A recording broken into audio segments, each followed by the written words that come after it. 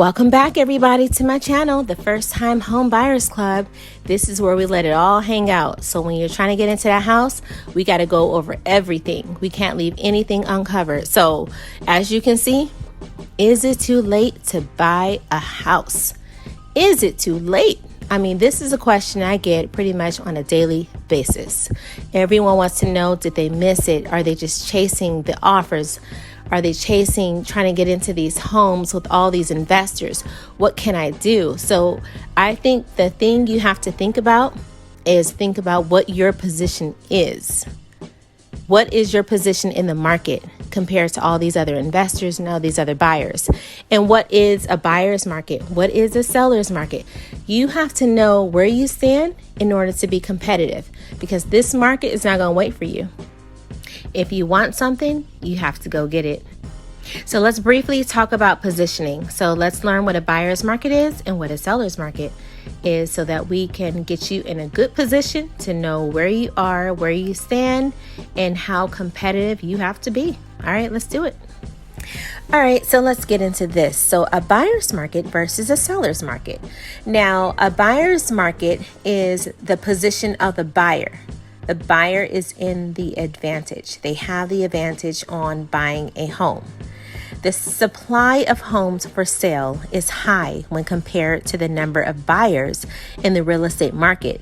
The supply of property is higher than the demand. That means there are so many homes available and there are less buyers, which means it's a buyer's market because a buyer has the advantage.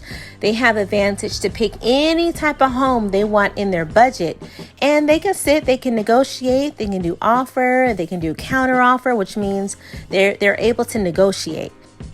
Basically, that buyer has the advantage, and the seller knows that. So they will bow down to some of the needs of the buyer. Maybe they want the refrigerator, or maybe they want, certain terms. Maybe they want another $5,000 to maybe fix up something.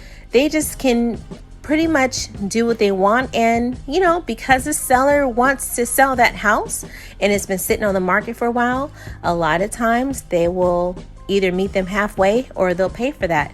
Or they may take an offer where it's less than what they desire because it's a buyer's market.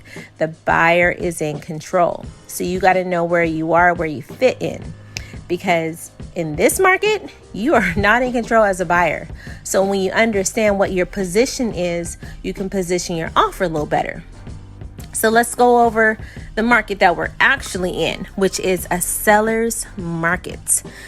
It's when the supply of homes for sale is low when compared to the number of buyers in the real estate market.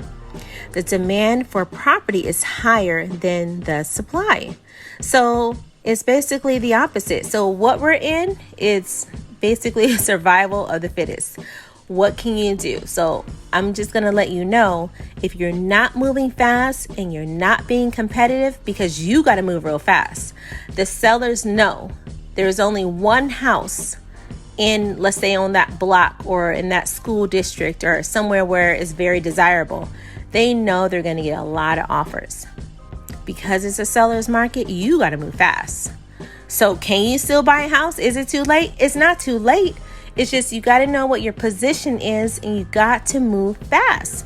Now, I know most people want to look inside of a home and see, if there's any cracks in the walls or things like that. If you want to be competitive, I know, a lot of people don't do this, but the most competitive offers are that you may not look into that property.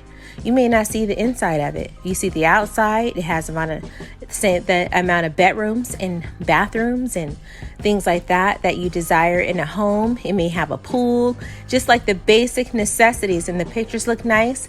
You may have to put an offer without looking inside. The same day it comes out, that's the same day you put that offer in. That's being competitive. That's being very competitive. And on most offers, your realtor can check the box where they only have 24 hours to say yay or nay to that offer. So being competitive is time time is of the essence, because you can get other buyers that come in with a better offer, or, you know, just all cash. You want to miss that crowd. So you want to be the first person. I mean, it could be within that hour. When that house is listed, you want to be that one to put that offer in right away. Because you can always look at the property when you do your physical inspection. So that's later.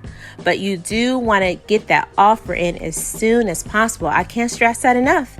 I mean, is it too late? No, it's too late if you're not moving fast.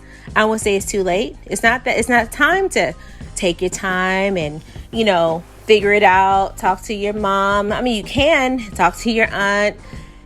You know, you have to be you have to be prepared. You see something you like, you got to be prepared to put that offer in.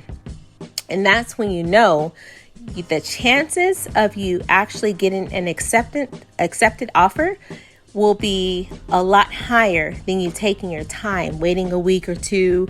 You know, no, we don't have time like that. So you got to get your pre-approval when you get your loan, and you need to have it underwritten. So when you do things like that, you're ready to go. You're ready to be competitive.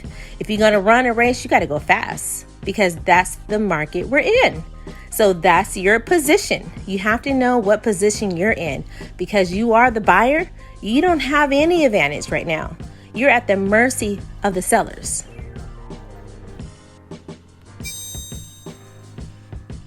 I really hope that this video helps you out in being competitive in this market.